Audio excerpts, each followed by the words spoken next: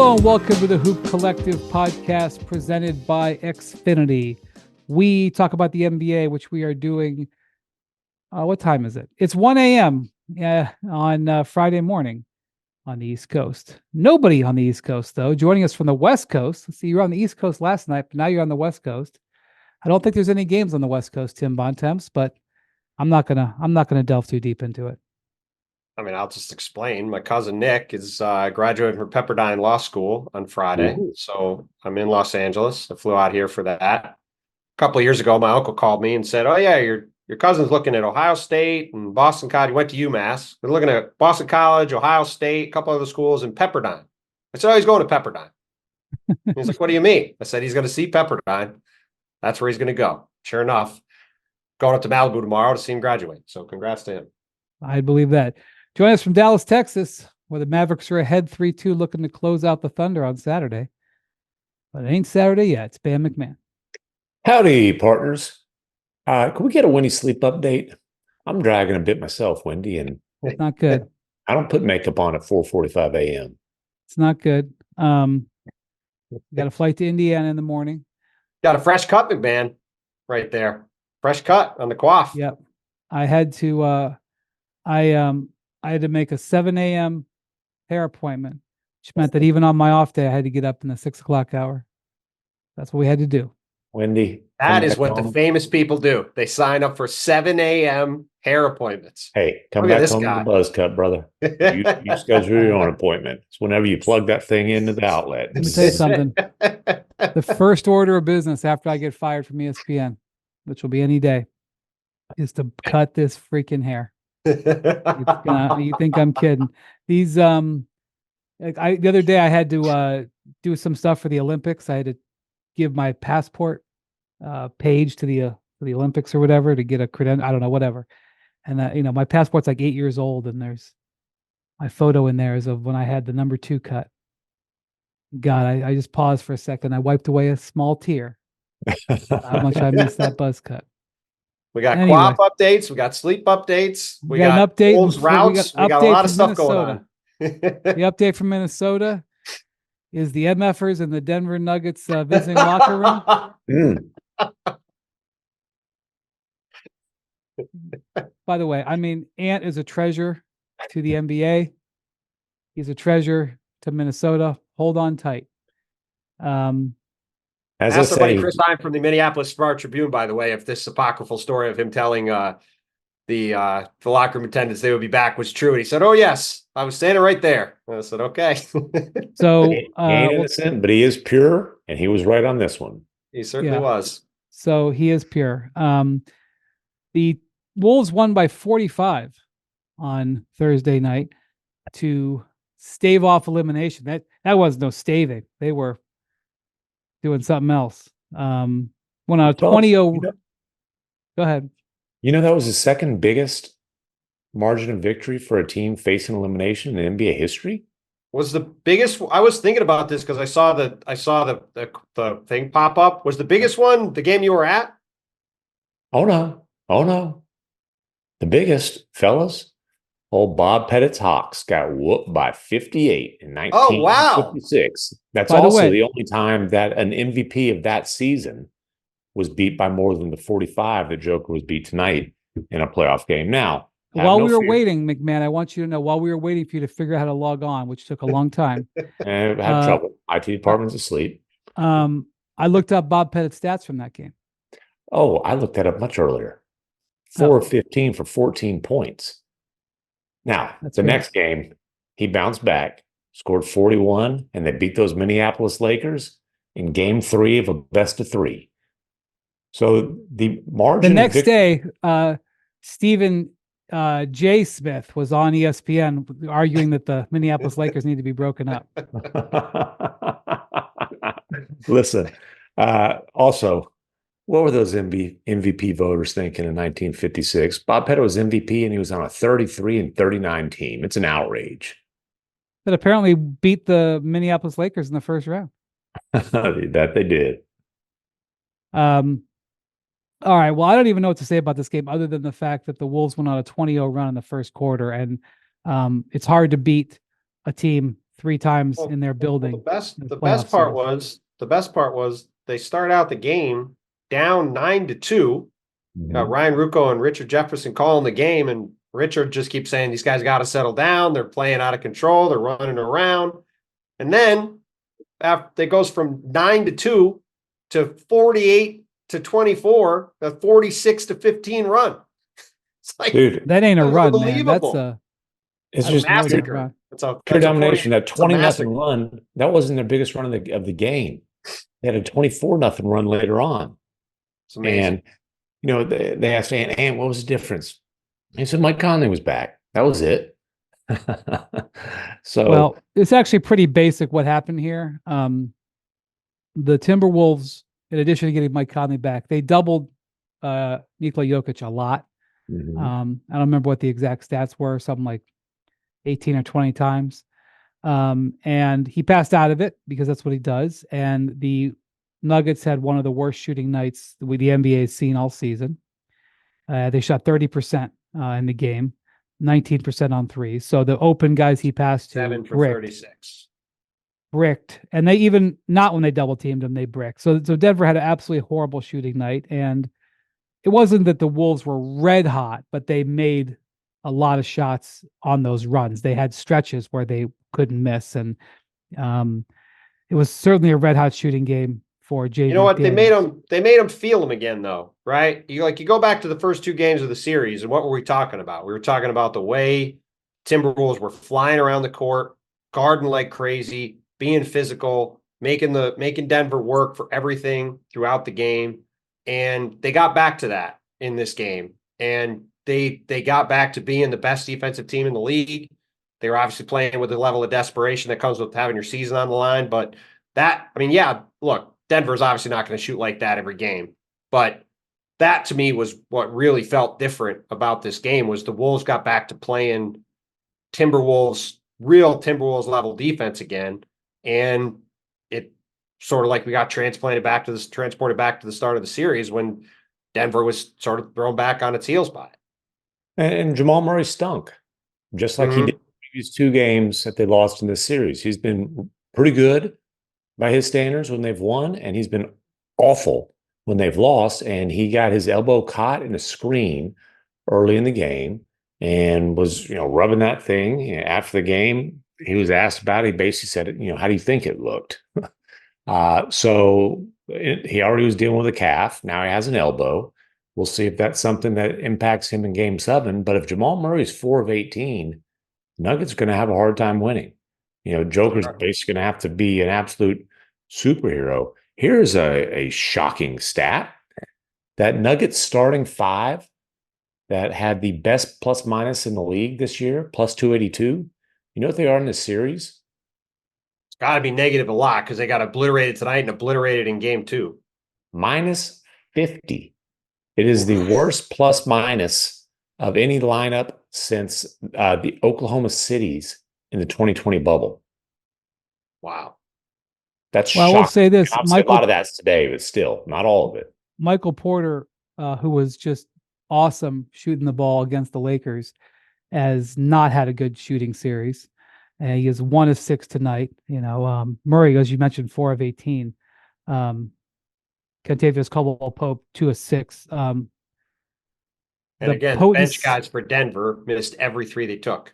Go back to I think Game 4 when a bunch of those bench guys stepped up and made a few threes was maybe the difference, was one of the big differences in that game. Obviously, there are a lot of things that went wrong tonight, but in Game 7 they're going to need Christian Brown and Justin Holiday and some of these guys to hit some shots. Yeah, so I do want to talk about our reliable connection presented to you by Xfinity. And the reliable connection I mentioned earlier was Ant and the locker room attendants in Denver, who, as he was walking out, and the best part of this story is he was on the podium. He had done his press conference. It was over. He was in a great mood, as he should have been. He's pretty much always in a great mood, but this one especially. He didn't have a transcendent game. He had 27 points, and he was asked. It was only a plus 43 in the game. Not bad. He was asked, "Hey, did you really tell the press room or the locker room attendants in Denver that you would see them for Game 7? He's like, yeah, I told those MFers I'd see them in Game 7, and they walked away. And it was like, he's like, y'all were there, you saw it. Yeah, like yeah, not only did he confirm it, but he's like, and I got witnesses. Right. Yeah. And what it reminded me of is those stories when the Celtics in, I think 2009, or 2000, maybe 2010. I mean, I thought of Game 5 in 2016 when a certain coach put a bunch of money in. Right. Well, that's where he got it from. Locker room. But it wasn't his idea. In 2010, the Celtics lost on Christmas Day at the Lakers. Everybody believed that it was going to be, that's what the finals were going to be.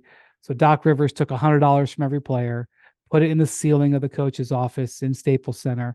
And then 6 months later for the finals. Basically, the point was, okay, we're going to invest right now. We're going to come back and get our money in the finals. And he did, and it was still in the ceiling because why wouldn't it be?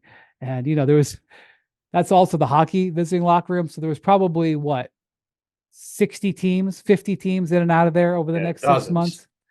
Also, did the Celtics make any trades? Because if they traded somebody, probably, and that guy's new team came through the Staples Center, that would have seemed to be a perfect opportunity. But maybe the players didn't know where Doc actually hit it. Doc just took the money. All right, that's possible. Yeah, but maybe that guy didn't get his C note back. Like that's I think. It would have been fair game to take all the C notes, take all a dozen of them, whatever. I know 15, that's what you would have done.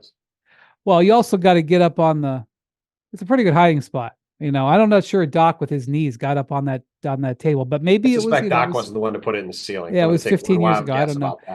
Anyway, take credit for it. So Ty Lue, who was on that coach, who was on that coaching staff, replicated it in 2016 when the Cavs won Game 5. That was a game where Draymond was suspended. Andrew Bogut got hurt.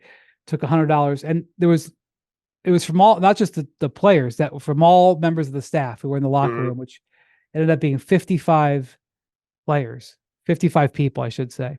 So it was $5,500 sitting in the ceiling, and Ty did get it down after Game 7, but apparently didn't give most of the money back. He just kept it because he had gotten fined $35,000 by the league for complaining about officials after Game 4. You can read those stories and many others in Return of the King. Wow, look at that. Yes. The Reliable Connection is patting herself on the back right there. New York Times best-selling book, which is still selling, by the way. Good back, I need the Lakers. It's almost earned there it past is. its. There's the book for the YouTube watchers. It's almost earned past its advance, which is rare. And I just need I need the Lakers to win one more. Our guy is going to have a back problem in addition to his sleep problems and his hair problems here. I'm just saying, I just need a few more sales to get past the advance where we trigger like the bonus. All right. So then Ant says this, and which is sort of the same thing. Like we'll be back after losing Game 5, and here's what I'm getting to, and here's why I wanted to talk about it now. To pimp your book? No. Got to get over that. Got to get over that trigger. You better be careful about making pimp the book jokes there, MacMahon. No, I'm just glad the precedent's being set. Oh, yeah, listen, you think this guy isn't going to do that every? Oh my God! It's going to be just his face is going to be just replaced by the book. Oh yeah, buy the book. It's right here. The problem is all these other podcasts he's going to do to promote this book are going to realize how hard it is to get him on a podcast. Oh man, it's going to be. Listen. IT department will help if there's money involved. Anyway, we have a real opportunity here, a real potential moment for Ant Edwards. Look, I don't know what the maybe Jackson will take a look at what the early numbers are. Obviously, the Nuggets are going to be heavily favored. Obviously, Jokic is going to be expected to have a great game. The Nuggets have played, Jokic has played, I think, in 4 Game 7s. The last time they played in one was in the bubble, the famous Clippers series, where the Clippers blew the 3-1 lead. I have the line. You want to guess what it is? I looked up Murray, actually. Murray had 40 in that game. What did Joker do? The line, I'm going to guess the line is 4.5, 5.5. The betting line, not their line. 4.5 on the nose. Okay. Sorry, it's late. 4.5 on the nose for I wouldn't Windhorst. surprise if it moved a little bit in Minnesota's direction, because I would think that a lot of people are going to believe in the Nuggets, and why shouldn't they? And I have no doubt. It actually opened at 5.5, powered by ESPN Bet, as Jackson says. Opened at 5.5, is already down to 4.5. Power of the Okay, Ant. I was wrong. I would just say about Ant, he has it within him. Oh, you think? I'm not saying he will, but Well, I refer to this sorry, go ahead. as the Matrix moment. I don't know if Jackson gets the reference, but he'll be a good litmus test for that. I don't know if Jackson's ever seen the movie The Matrix. Neither have I. I've seen the player. Sean Marion. Yeah, that's not who I was talking about. Jackson's seen one of the movies. Yeah, well, hopefully the first one. hopefully the first one. There's I only didn't one you need realize to there were see. multiple. But three. Neo stops the bullets. Okay. And basically you see this moment sometimes with some of the all-time greats who have the ability to raise their game to a level where what happens doesn't matter. The last time I saw it in the league was in 2021, Giannis in game 6 of the finals, where he achieved, pure energy. So much so that he was hitting free throws. Wasn't he like 17 of 19? 17 for 19, had a 50-piece in game 6 of the finals to close out the Suns. 20 rebounds. Did he have 20 rebounds? I believe 15. so. Okay. There was 50, nothing. 15, 5 blocks. Something's incredible. Yeah. He was not going to lose the game. Just like in 2007, LeBron was not going to lose the 48 special to Detroit.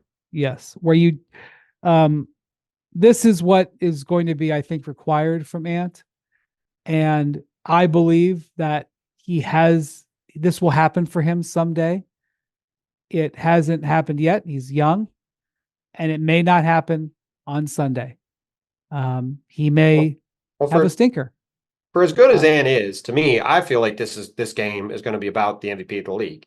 And, which obviously is not some crazy statement to make, but for as good as Ant is, and for as good as Ant has been in these playoffs, like we saw in game 5, I mean, we spent the last pod talking about how great Nikola Jokic was in that game and how incredible he was in particular in that third quarter. And when he dials it up, there's not anybody that can match him. And for as great as Ant is and as fun as this Wolves team has been, to me, this game 7, like ultimately, I think is going to come down to, can Nikola Jokic do that again? And if he can, I don't think it matters what Ant does. I don't think it matters what Minnesota does. Denver will win the game.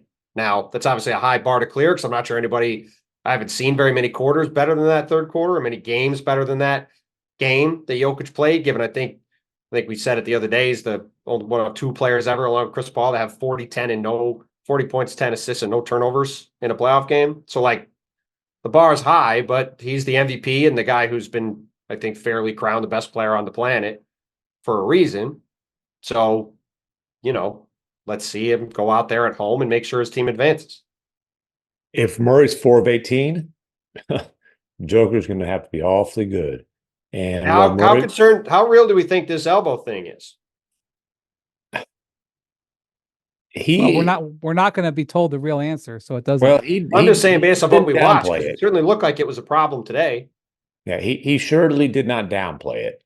I mean, judge what you want. The guy was 4 of 18. When he do get 2 days off. When he was asked about Anthony Edwards' defense on him, he basically said, the elbow is the problem, not who was guarding me. So we'll see. I mean, should you poke the Ant Bear like that? I thought that was a strange thing to say. Well, Jamal is not one to give credit from a competitive. He's as competitive as anybody in the league. He's not one to really give credit to anybody else for anything when it comes to him not playing well. Well, I will say this also: well. Jamal Murray has a pretty impressive history of delivering big in big games too. He sure does. I mean, he does. He has 2 game winners in these playoffs, but all in all, it's been a rough playoff. You know what his effective field goal percentage is right now in the playoffs? 43.5. Yeah, I mean, he came into the playoffs shooting 40% from the field and 31% from three, and now before going 4 for 18. I suspect, I will do some quick math, but I suspect he's now under 40% for the playoffs shooting after that game, which is not great. Yeah. So, I mean, look, I think Denver had 70 points in this game. 70.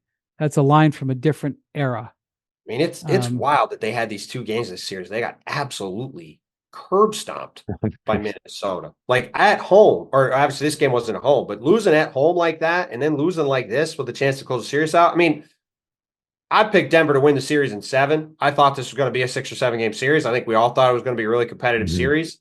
I don't think any of us thought there were going to be 2 games in the series where Minnesota absolutely obliterated Denver. It's been a weird series. It's been 3 blowouts, and it's going to game 7. Yeah, it's definitely. That's also like 2016. That the only close game in 2016 was game 7. Game 7. Otherwise, it's blowouts each way. And you know, I would assume that the Wolves go back to the double teaming of Jokic, and I would assume that Denver will spend 2 days getting ready for that. You'd think. I'll say this, you know, Karl Towns didn't, you know, out of everything anybody played well, Karl Towns, who was, you know, considered to be very needed to have a big shooting night, didn't.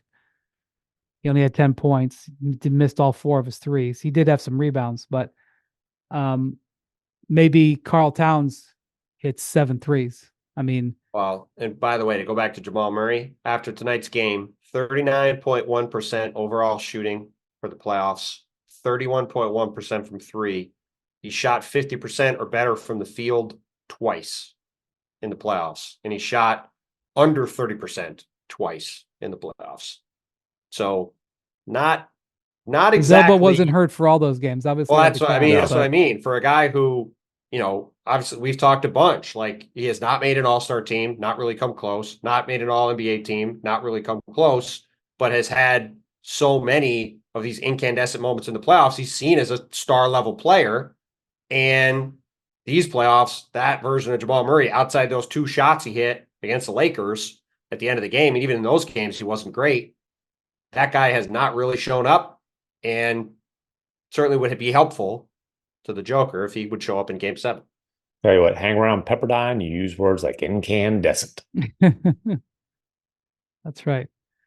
All right. Well, I don't like when, can I just say I have a pet peeve? When the team loses game 6 and a chance to close out. Well, that's not even the loser, but I hate the phrase game 7, the best 2 words in sports, when it comes from the team that lost. Yeah, no, the better 2 words are moving on. Yeah, like if you know, if you win, you're like, oh man, we got life, we got a shot in game 7. Like, you know, best 2 words in sports. But like when you lose and you say that, it's a kind of a cop out. Yeah. Like, hey, we lost, but ain't it going to be great? Yeah. Ain't it going to be fun? Like, to your point, MacMahon, it's a lot better to say moving on. the Belichick, we're moving on to game 7. Yeah. Moving on to game 7. I'm glad we're in the 7th game. Let's see. Like you said, I mean, I do think it's a game that's about the MVP, but you know, these are fun moments to see where a young guy comes up and look, and has played 4 elimination games in his career, and he's had big time numbers in all of them. So he's probably going to have big time numbers again on Sunday. He ain't going to be scared. I can guarantee that. Yeah. Look, Wendy publicly pleaded for game 7 in this series, and the path to it was kind of funky, but he also publicly guaranteed a Denver win. We got a collision course here. I didn't publicly do that. I privately did that you made public. Oh, sorry. That's you publicly guaranteed it. Prediction was made. Yeah. Well, I'm not making a prediction about Sunday, and I'm saying that largely because I believe in Ant. I mean, I'm not saying a negative word about Jokic. Seriously. Sounds like he's trying to contradict his prediction to me, man. If Jokic went for a 40-point triple-double, it would be amazing, but none of us would be like, oh, okay, well, just another great game. We'll catch you in the conference finals. But I just want to see Ant. I just want to see Ant have this opportunity, and I'm sure he can't wait for it. Okay. Sure can, MFers. they've got to have something for him in that locker room when he gets there. I suspect they will. All right, I'm headed to Indiana tomorrow. Today. To cover Game 6 between the Pacers and the Knicks. To point out, Game 7. I have to go to the East Coast anyway, so whatever. I just want to point out the Indiana Pacers have won 10 straight home games, including 5 in the playoffs. So they have your permission to extend that streak because you have to go to the East Coast regardless. Well, who cares about me? I just, the Nuggets or the Pacers have been very good at home. The question is, over these last 3 days, have the Pacers scheme? I'm sure they have come up with a scheme, but whether the scheme will work to deal with the inevitability of Miles McBride starting again. And, one of the things when we talked about McBride starting the other night, we were heavily focused on how the screens that he was setting for Jalen Brunson were putting the Pacers in a real bad spot, and the Knicks were exploiting it. There was something else that I think Ian Begley of SNY pointed out. I think it was Ian. If it was not, I apologize. That on the defensive end, they put Miles McBride on Tyrese Halliburton. And even though Halliburton's got 4 or 5 inches on him, I think maybe 4 inches, Halliburton was not effective, did not have a big game. And by doing that, first off, McBride has more energy than the other players because he's played vastly fewer minutes. Secondly, also a really good defensive player. Right. Secondly, he's basically in the league because he defends. I don't know how good of a shooter he was in college. The question was, could he become a good shooter? Right. And he has become a good shooter.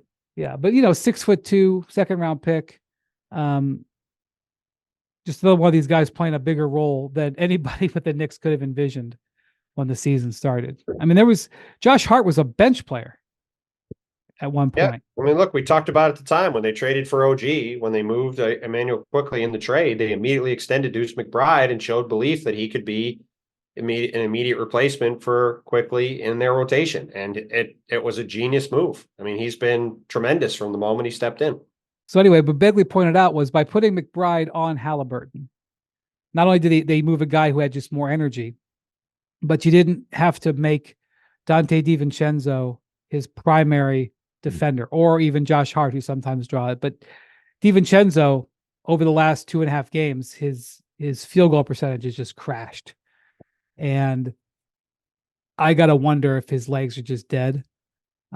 He had some moments, including creating some turnovers, and he had a transition dunk that lit the garden the other night. But his jump shot has just fallen off the last couple of games, and I just wonder if his legs, from all the minutes and chasing Halliburton around, and so not only did it achieve something on the offensive end, but the Pacers didn't take advantage of the size differential that was presented to them, and Halliburton just didn't take advantage of much. Only took 9 shots, just like in game 1. Yeah, he was not nearly aggressive enough. He was way too passive. And it's like we've talked about from the beginning of the series. For Indiana to win this series, he has to be the best player on the court. The games in Indiana, he was the best player on the court or right there, and his team was great. And in game 5, he disappeared, and so did the Pacers. And, to me, the 2 questions about this game 6 are going to be, 1, which version of Halliburton shows up? He's got to be really good for them to have a chance. The other is, how much energy are the Knicks going to have? They have 2 days off coming into this game. You'd think guys like Josh Hart, Isaiah Hartenstein, and Dante DiVincenzo, Miles McBride, all these guys who are playing heavy minutes, really could use the extra day that they got because they moved the game back because of the Caitlin Clark debut for the Fever tonight. Certainly the Pacers will be hoping it goes better than that game did against the New York Liberty, which was not a very competitive game. But yeah, to me, it's about. People do not have a home winning streak. But yeah, to me, it's about the energy level of the Knicks. We went into game 5 saying, are they going to have enough energy? Josh Hart didn't look great. Everybody else looked like they got shot out of a cannon. By the end of the game, Hart was playing better. If the Knicks have the energy, they've proven over the series, I think, to be the better team. I think Jalen Brunson will play well again. Like the Knicks probably should close it out. But as you mentioned, the Pacers have been very good at home, and Halliburton has looked way more comfortable at home. And he's got to get back to playing aggressively and at the high tempo he was in games 3 and 4 and not doing the disappearing act he did for most of game 5. It will be interesting to see how what's Rick's response to Tibbs' adjustment, because the series really has been about adjustments. First 2 games, obviously Brunson goes wild. They put Neesmith on him for 2 games, tie it up. They put McBride in the starting lineup and basically say, hey, we're just going to run guard pick and rolls, and we're going to decide who's guarding Brunson on a possession by possession basis. And so how is Rick going to respond? So I can speculate. I have no inside information, but I can speculate one option would be to use TJ McConnell more. TJ McConnell, I didn't watch enough Pacers games. I think I went to 3 or 4 Pacers games during the regular season. The Pacers assigned Andrew Nembhard to guard Jalen Brunson at the start of the series because they believe, and I mean, I'm sure if a Pacer fan would say, yeah, no duh. I mean, he's a good defensive player. He just they believe he's their best on-ball Jalen Brunson. Right. But Brunson's just destroyed him at every turn in this series. TJ McConnell has fared much better. Brunson's numbers against McConnell are just not as strong.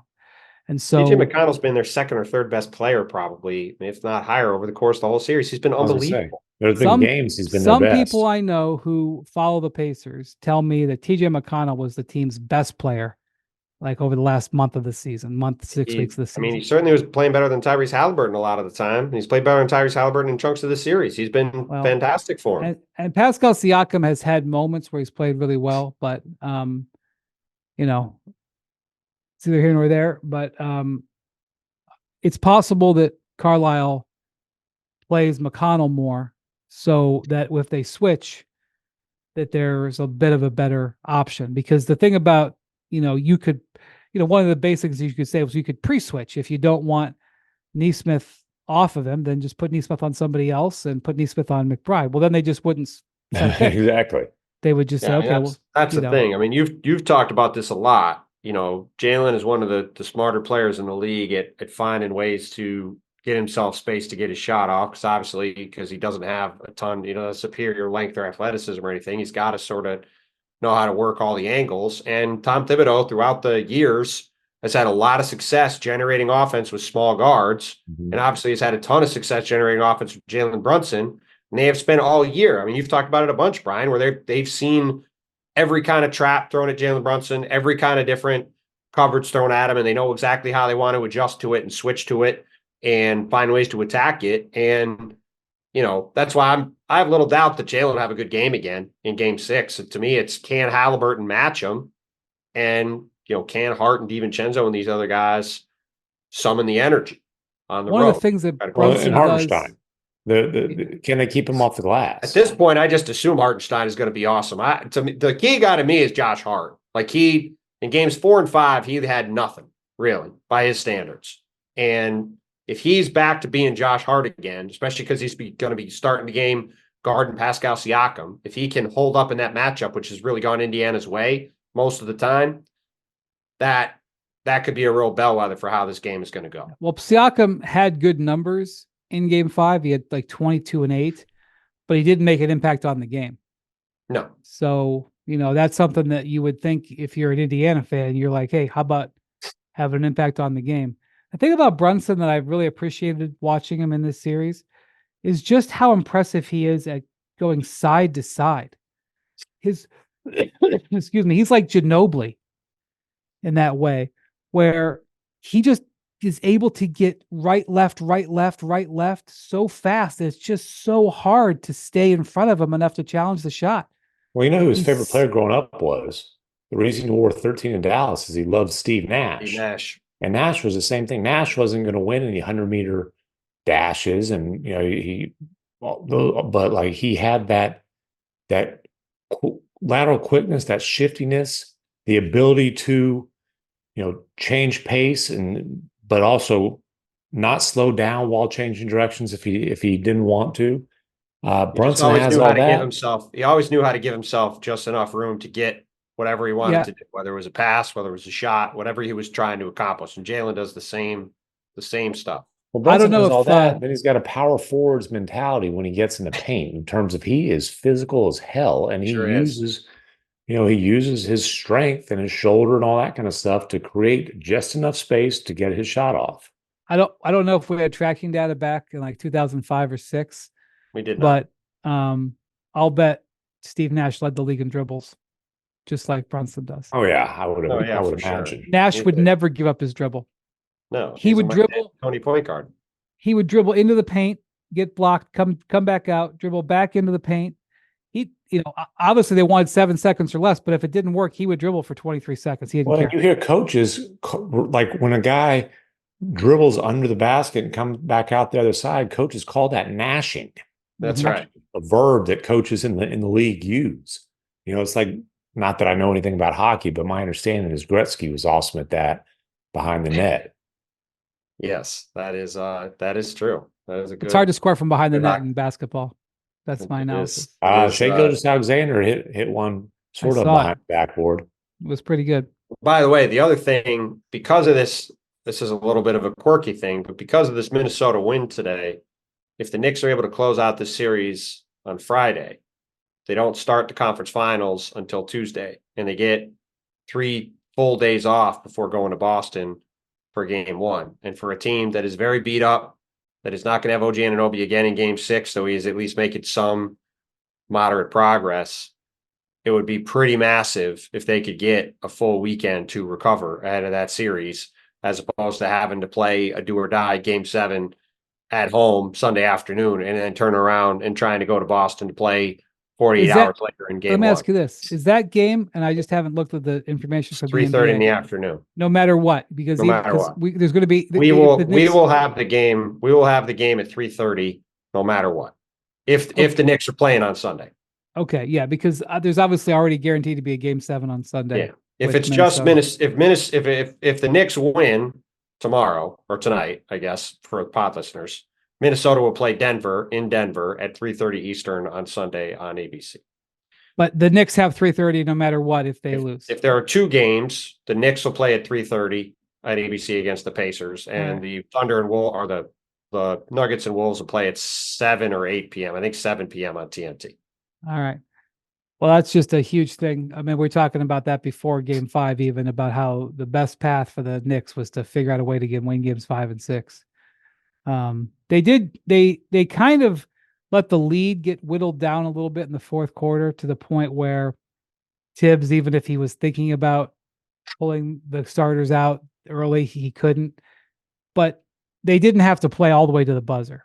So at least it wasn't another 48-minute game for Josh Hart. But ideally, with the size of lead that they had and the fact that they ended up winning by 30, you would have liked to have thought that their guys could have sat the 4th quarter. But they actually had to play a little bit. But the chess match is going to be big, and the nature of the game is going to be big. We'll find out pretty quick whether or not it's a Halliburton game or not, because when Halliburton has been effective, it's been a much harder road for the Pacers, and he'll be home. So he's played the 2 games they played at home. He played really, really well. So, all right, you know what time it is, Bontemps? Cavs Corner, sponsored by maybe a coaching search, maybe something else. We don't have a sponsor for Cavs Corner by now. We ain't got one. No. Getting one. Who's that company that put the Cancun flight billboard on old crypto.com? They can sponsor this. Remember? Yeah. Sponsored by Travel Agency. Meaty Cavs Corner, despite the season being over. Bontemps, you were there. I was there. Go ahead.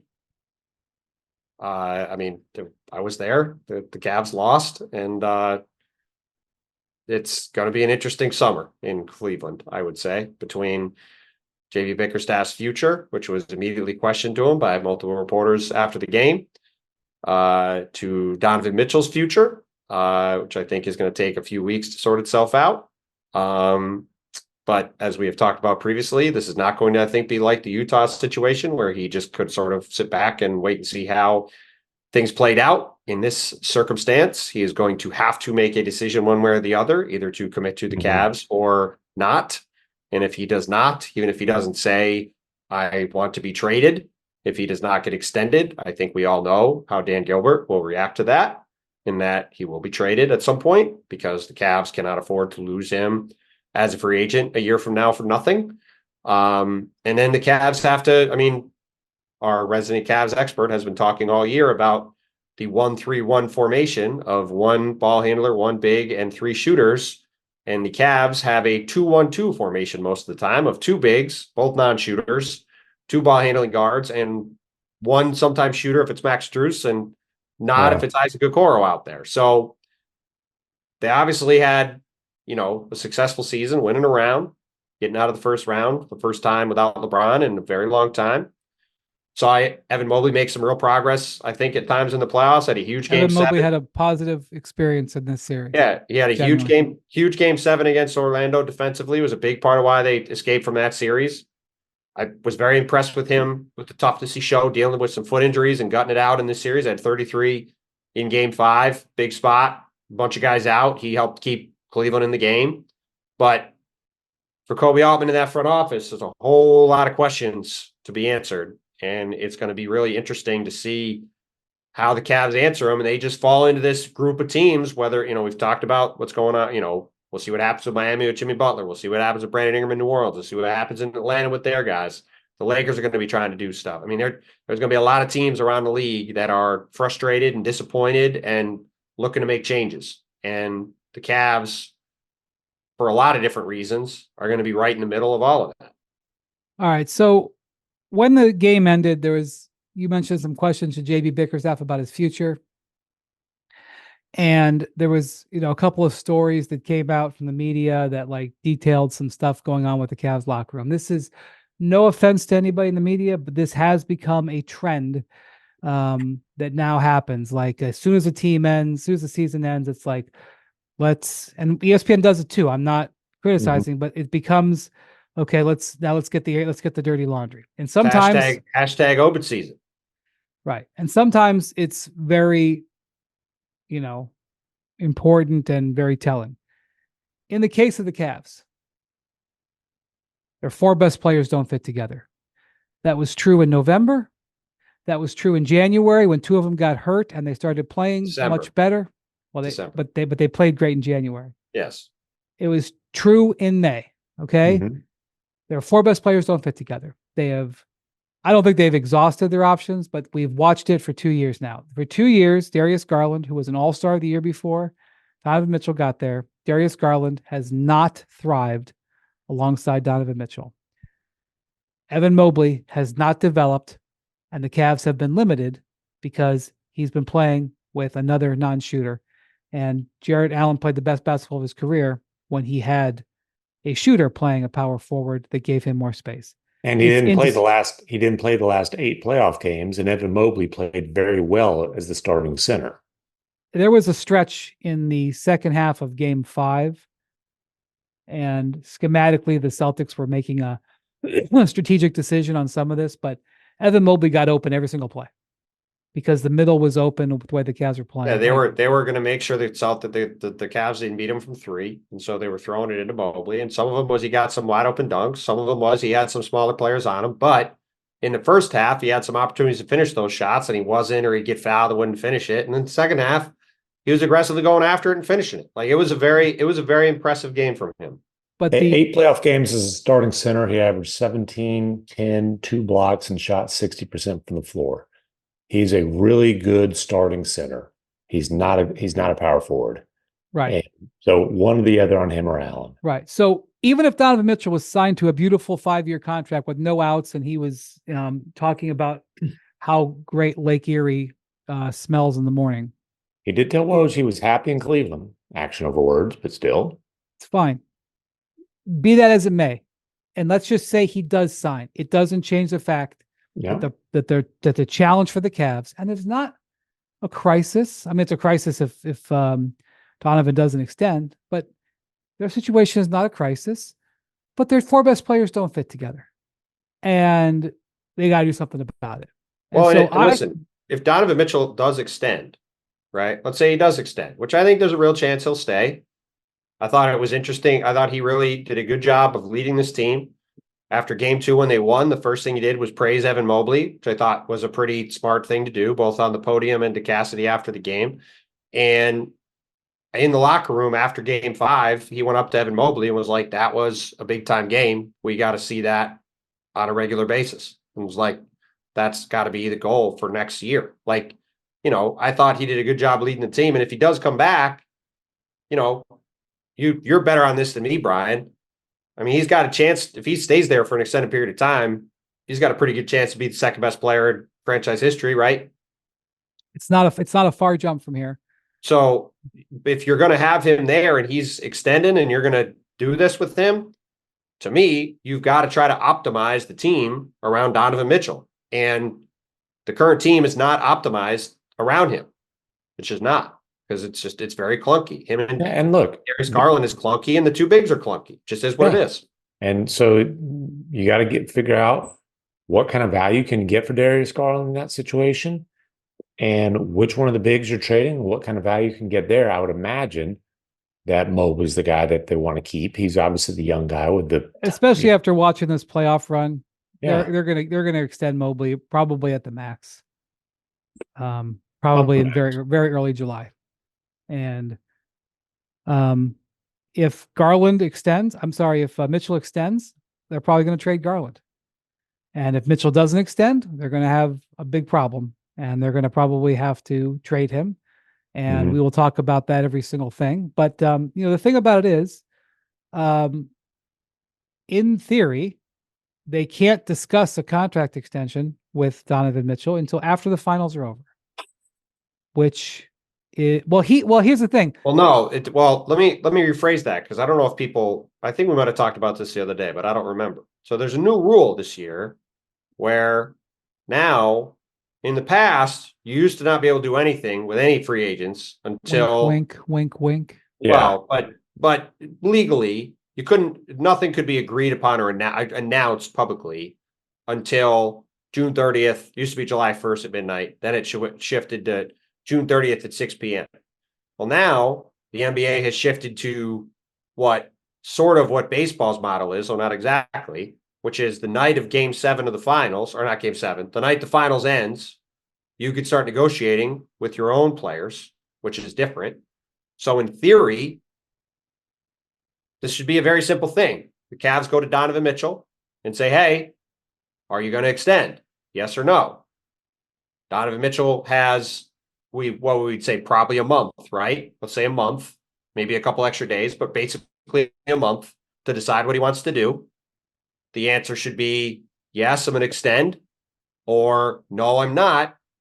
And if he's not, that means that Cleveland will know, at least, that he hasn't agreed to an extension before the draft, which is a prime time to make a potential move.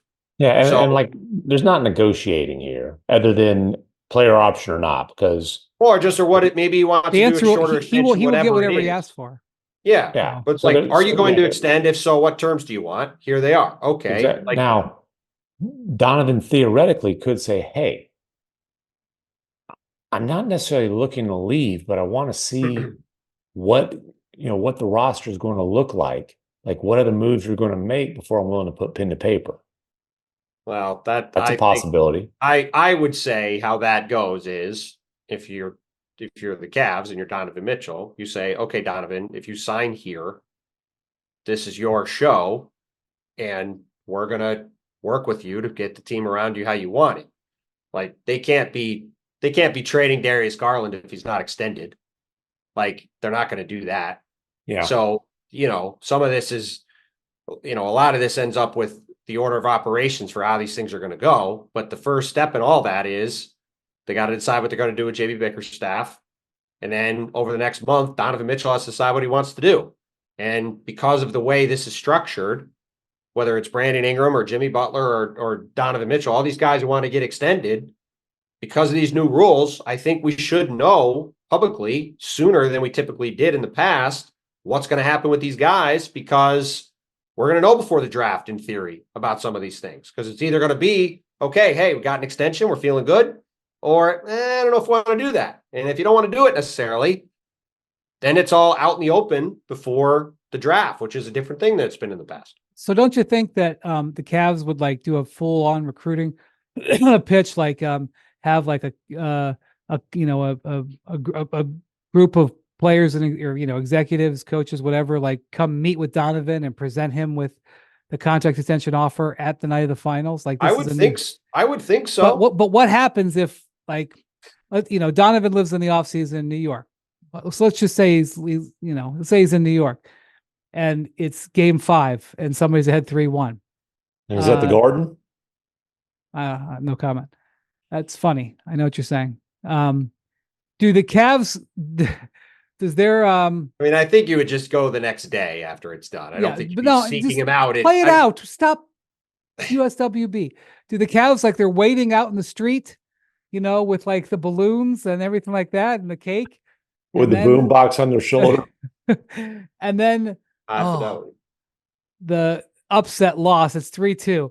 They go, just kind of sulk back to the car and drive away, and 2 days up, we have to travel. There's two travel days. 3 days later, do they come back? Then 3 days later, okay, close out game 6.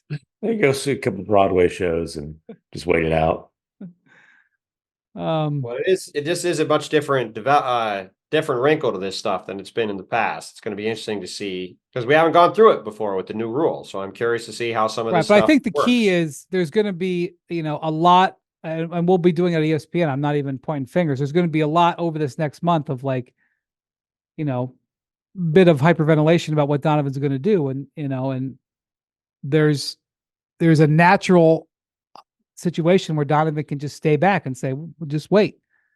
And during that interim period is where they got to make a decision on the coach. And so, in all honesty, considering JB has been successful, if you don't have a replacement lined up that you feel good about, or that you feel that Donovan feels good about, then you got to be careful making that change until you know.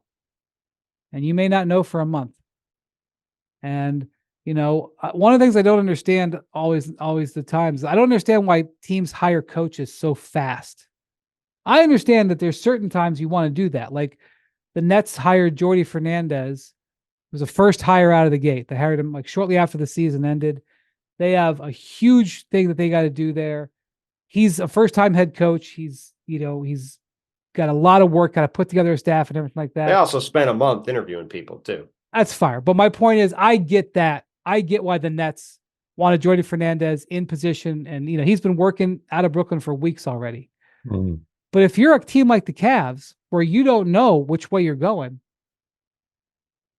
why do you got to make a decision on your coach this fast, or fast at all? Just take some time. And I know that I know the coach wouldn't be happy. The coach is going to say in or out, but yeah, I mean, I do think I do think we saw this a little bit in Phoenix too, that on some level, if you're deciding whether or not to that degree you're going to make a move, it's sort of a sign that you should make the move. Well, it's also, you're basically cutting your coach off of the knees. Yes. Okay, we're sticking with him, but man, we thought long and hard about firing this guy. It makes for a very difficult, it makes it very difficult from a credibility standpoint, I think, across the board. Yeah. Well, JB Bickerstaff did a great job taking the Cavs from a low lottery team to a playoff team by instilling the importance of defense and getting them to buy into it, generally for like 2+ seasons, and kind of being audacious in it by playing very big. He's playing 3 7-footers before the Cavs made the Donovan Mitchell trade, because Lauri Markkanen was in that. He's basically playing small forward, helped turn around Lauri Markkanen's career. This last season, he was handed he had a difficult hand, which was that he had 4 players who didn't fit. And he was never able to overcome that. And the only times the Cavs were maximized was when those players were inactive, when there was, 2 of those players were inactive. Well, I mean, he was able to overcome it enough to get out of the first round, which in Cleveland is a monumental accomplishment. Now, it's not a monumental enough accomplishment for the guy they want to be their face of the franchise to. I shouldn't say it's not enough for him to be happy because he says he's happy, but Donovan has given mixed messages, to say the least, because what did he say before the playoffs? Basically, I'm not playing to get to the second round. Right. I mean, Donovan is an expert at this. So I know me personally, I'm being because obviously this has been a topic of conversation for months in and around Cleveland. I don't think I've done many appearances in Cleveland where I haven't been asked. And I've been very careful, and I hope to continue to be careful. I always could slip up because that's what happens with me. But I hope to be very careful to not make too much into what the secondary chatter is about what Donovan's going to do. Because I have heard stuff from what I would consider reliable sources all over the board, which leads me to believe that the accurate answer or the real answer may not be out there. And that Donovan is doing a great job of keeping everybody in a happy place. I will say this, the Cavs organization feels very optimistic he's going to sign. And maybe that's the way it's going to go. And I am not here saying that it won't, but there's other people out there saying the opposite. So, well, and the good thing about the situation is we have a natural inflection point where we are going to know one way or the other what the future is going to hold. Like, this isn't going to be a thing where you can just say, well, nobody's really sure what his intentions are. Like, he's either going to sign an extension or he's not. And the challenge with the Cavs, if there has to be a Donovan Mitchell trade, is that they don't control their draft for the next, I believe, 5 years. Oh, but here's the thing. Like, they've got Evan Mobley and Jared Allen and Darius Garland. Like, if they trade Donovan Mitchell for stuff, it's not like they're going to be a 30-win team. No, I understand that, but if they trade Donovan, they still have to trade one of the bigs, so they don't. Well, I mean, they have moves to make, yes, but they have stuff. They have a pretty decent team. No, I agree, but if your primary offer for Donovan Mitchell is draft picks, I don't know how that's going to go. Well, I think there will be a bidding war if Donovan Mitchell's without question. And so they will get players,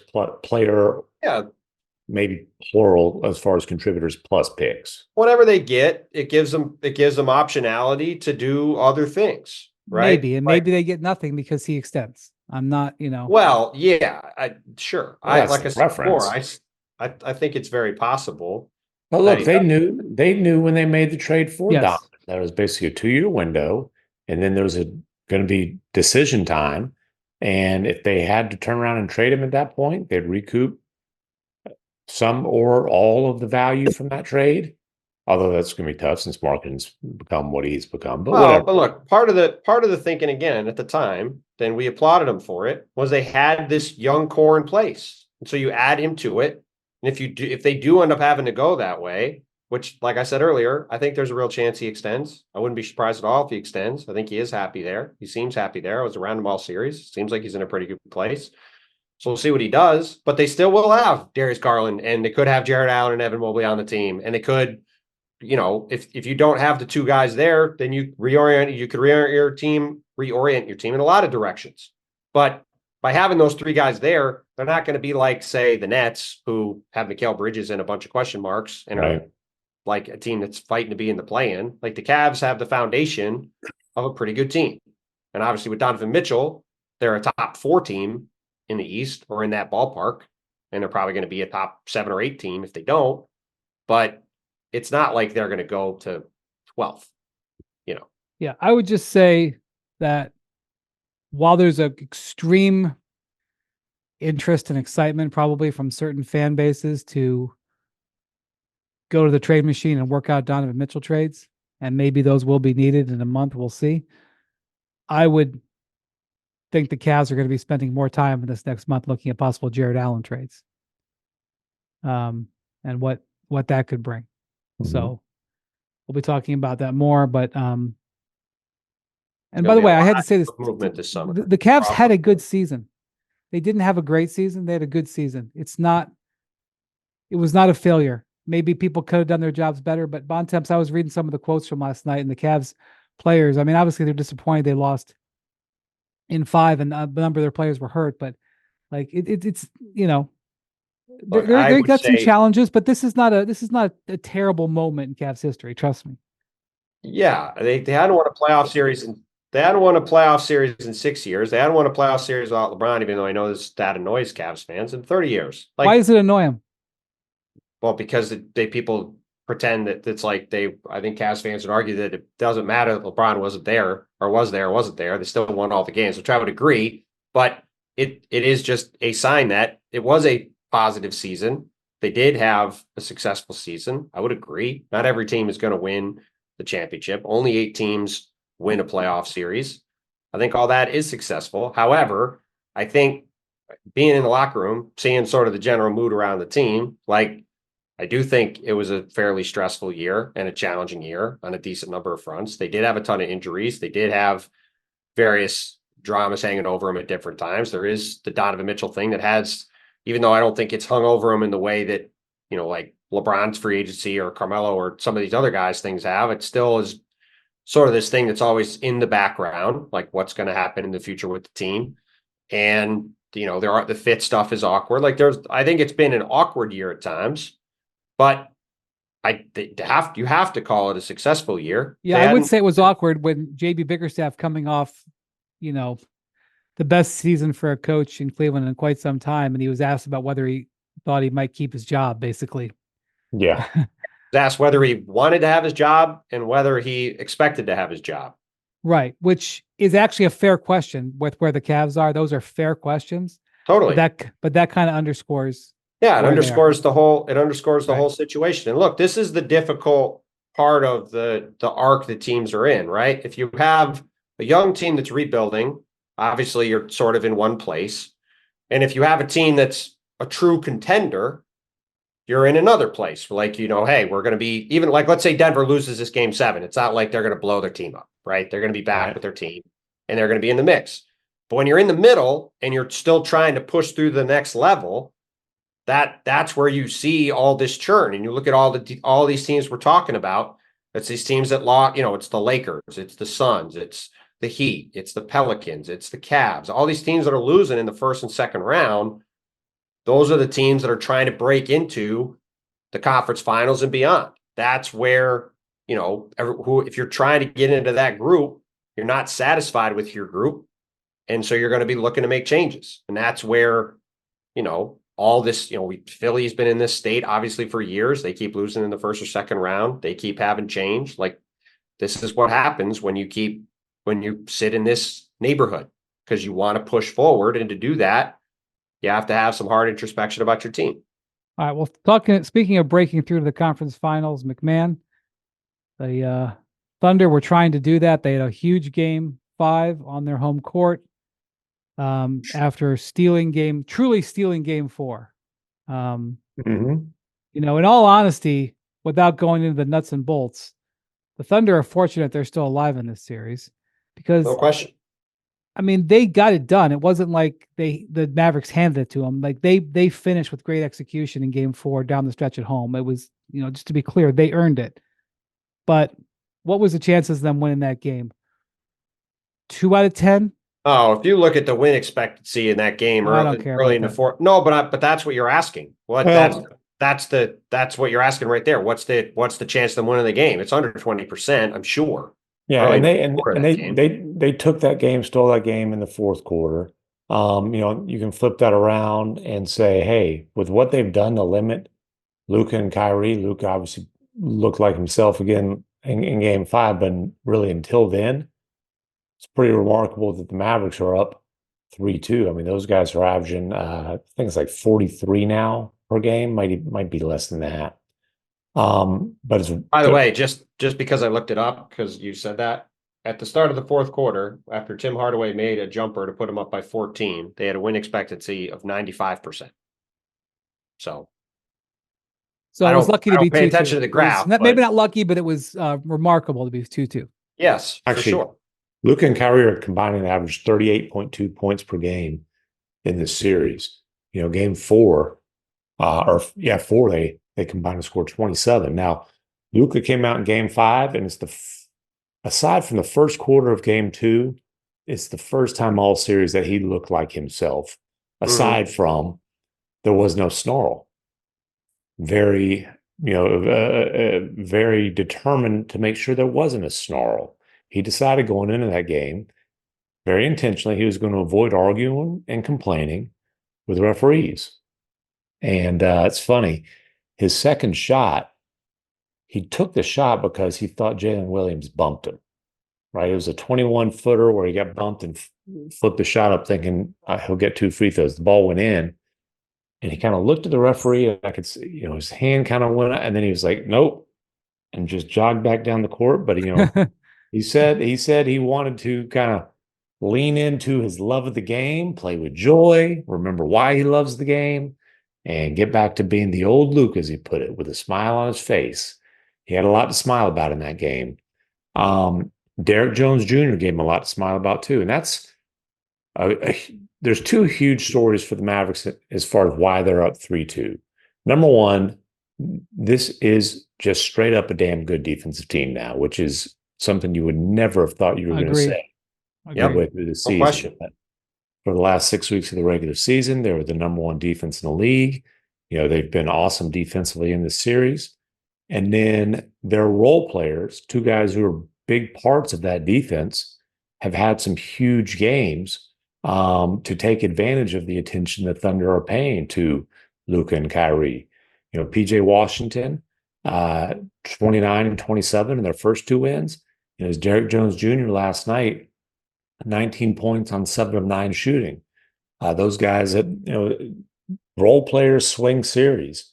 And those guys have been awesome. And, from the Thunder perspective, they are not shooting the ball well at all. And the Mavericks are packing the paint and kind of daring them to beat them from the perimeter. OKC is shooting 32.7% from 3-point range in this series. And, when you talk about stealing a game, you can say, well, hey, one remarkable thing is that as awesome as Shea was, the biggest plays he made were feeding Chet for the go-ahead 3, feeding Lou Dort a couple of possessions later for a 3. Chet's shooting 25% from 3 in the series. Lou Dort, and man, he's had some hideous ones. He's had some that did not touch rim or come close. He's shooting 32.4% from 3. Those are 2 guys who were good 3-point shooters during the season. And then Jalen Williams, who was a super efficient number 2 offensive option all season long, he's had a really good defensive series. He's been the primary defender on Kyrie, but he struggled offensively, shooting splits of 41 and 31. So, give the Mavericks a lot of credit, but a Thunder team that shot it well all season is not doing that right now. Well, listen, playoff series are about small sample sizes. And this series really boils down to one simple fact, which is that PJ Washington is shot out of his mind. And that's really why this series is 3-2 in favor of Dallas. I mean, from the first round to the second round, he's taken 6 more field goal attempts per game. Kyrie Irving is taking 6 less field goal attempts per game. It's literally a 1-to-1 thing. PJ Washington is taking 9 threes a game. He's making 47.7% of them. This is a guy who was taking 9 shots a game in the first round total. And like him doing that in this series, you go back to last year, Caleb Martin shot 60% from 3, basically, against the Celtics in the conference finals. And for everything else that went wrong for the Celtics, that's why they lost to Miami. Because Caleb Martin shot out of his mind for 2 weeks, probably best 2 weeks he'll ever shoot in his career. Rui Hachimura did the same thing PJ Washington is doing right now in the first 2 rounds of the playoffs last year. Hit 1 million shots against Memphis, hit 1 million shots against Golden State. None of it's to say it doesn't count, but in a small sample size, Oklahoma City was, I think, the number one percentage 3-point shooting team in the league, number 1 or 2. And they can't hit a shot as a group. A lot of these guys are good 3-point shooters. PJ Washington was a bad 3-point shooter all season. 32%. He can't miss in the series. Like, it's a make or miss league sometimes. And that's the thing. It's been fascinating how the Thunder, I would say the Thunder's game plan in a lot of ways has worked, in that they have really taken Kyrie out of the series, and PJ Washington has just hit all of these shots that, whatever the percentage of the time is, he normally doesn't hit. And if he doesn't, this whole thing looks a lot different. There's been times where he's made shots and he's just like sort of smiling, like, I can't believe it either. Well, he shot it well in the Clippers series too. It's not like this is out of nowhere. He's been in a good groove. But they turned Kyrie into facilitator. He shot, just for numbers' sake, he shot 31% from 3 in the series. He had one game where he went 3 for 4. In game 6, he went 4 for 8. I mean, he had 2 0 for 4s. He had a 1 for 5. Yeah, I guess I've seen him hit so many this series that I remember the good shooting games. Well, but that's the thing. Like, he'll have good shooting games. Like, he was 4 for 8 in game 6. It's not like he can't hit threes, but he's just not consistently a 3-point shooter. First 4 games of the series, he shot like 55%. These were the shots. 47% after going 2 for 7 in game 5. To get the ball out of Kyrie's hands and out of Luka's hands to a certain degree, although they, sometimes you just can't get it out of Luka's hands. Mm-hmm. But to get the ball out of their hands, they're willing to live with these shots, and he's really hurt them. And then, they've been willing to live with Derrick Jones Jr., especially when they kind of adjusted to try not to give so many looks to PJ Washington. PJ got in early foul trouble in game 5. And then Derrick Jones Jr. really hurt him in this last game. But, this is also a case of Oklahoma City took a very patient approach before the trade deadline, and they made kind of a marginal rotation, they messed around like the bottom of the rotation, right? And whereas Dallas was aggressive and they ended up going out and getting 2 guys who have been key starters for them. But they both made trades with the Charlotte Hornets. Both got forwards from the Charlotte Hornets. The forward the Mavericks got, PJ Washington, has 97 points in the series. The forward that the Thunder got, Gordon Hayward, has 0 points. And that's the same amount he scored last series too, by the way. So, when you 97-0 as far as forwards acquired from the Hornets, and that's kind of the difference in the series. And Hayward's just out of the rotation at this point. He's DNP-CD. So I'm going to say about the Mavericks real quick. They're starting to, and Luka, really, this is a Luka thing, starting to put up some pretty good playoff road wins in that old resume. When you go back and look at what they did in game 7 to Phoenix in 22, when you go back and look at, it was 2-2, and I know the Clippers weren't fully healthy, but it was 2-2 last round. And took care of business. I was at that game, and there was nervy days. This game, go into Oklahoma City, and I understand that this is not the 86 Celtics yet. Still, go in there and win these tight, vital games, and doing it on the road. And Luka, his numbers in these games are all spectacular. Like, super impressive. To be noticed, especially if, in a week or so or 10 days or so, they got to go into Denver or Minnesota. Or Minnesota, yeah. But, let's just, I'm going to take note of that they're putting those up. Should there end up being a game 7 in the series, I would advise the Thunder fan base, they all wear those T-shirts. They get there early. Here we go. Loud. It's a good fan base. I'd advise them just not to do the Luka sucks chant. It doesn't have the effect that you would hope that it would have. He loves it. He dances to it. He's not a guy to give anything extra. That's cheer your team on. Don't. I would leave Luka alone.